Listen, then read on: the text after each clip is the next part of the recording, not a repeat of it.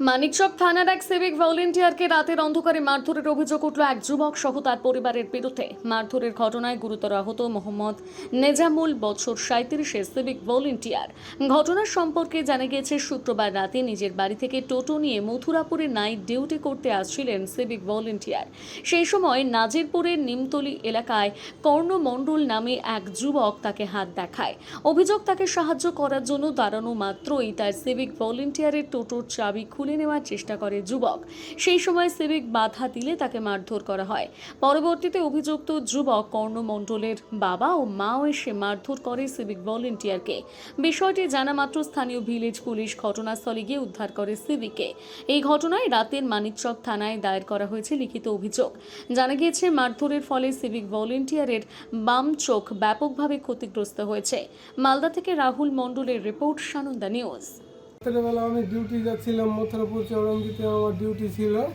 আমি নূরপুর স্টেশন থেকে মথুরাপুর চৌরঙ্গি যাওয়ার সময় নাজিরপুর নিউ পেট্রোল পাম্পের পিছনে একজন আমাকে থামালো রাস্তার ধারে।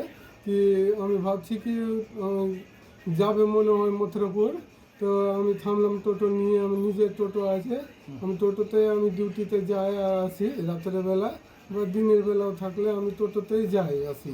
আর আমাকে থামিয়ে হঠাৎ আমার গলার ধরে আমার প্রথমে গাড়ির চাবি ছিনে আমার কলার ধরে আমাকে মারধর করলো ওরা তিনজন মিলে। কারা ছিল? মহাদেব ছিল আর ওর ছেলে আর বউ। কেন মারধরটা করলো, কেন কারণটা কি?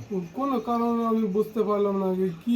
আমাকে বলছে কি তুমি মদ খেয়ে আছো, ওরাই মদ খেয়েছিল। আচ্ছা, অকারণেই মারধর করেছে? ও কারণে মারধর করেছে। আর আমার গাড়ির চাবি ছিনে নিয়েছিল, আমার মোবাইল ছিনে নিয়েছিল। তারপরে আমি নিউ পাম্পে আমি ওখানে দাঁড়ালাম। তারপরে ভিপি আসলো, ভিপি এসে ওখান থেকে মোবাইলটাও দিল আর গাড়িটাও আমার পাম্পের সামনে দাঁড়িয়ে রাখলো। তারপরে আমরা গেলাম থানায় কমপ্লেন করতে। আচ্ছা, কীরকম মারধর করেছিল আপনি? ও মুখে মেরেছে, এখানে একদম কেটে গেছে চোখের গোড়ায় একদম। বক্সিং মানে মুখে বক্সিং দিয়ে মেরেছে। হাতে পাঞ্জা ছিল ওর, ওই লোহারে একটা পাঞ্জা থাকে, লোহার পাঞ্জা দিয়ে মেরেছে আমাকে।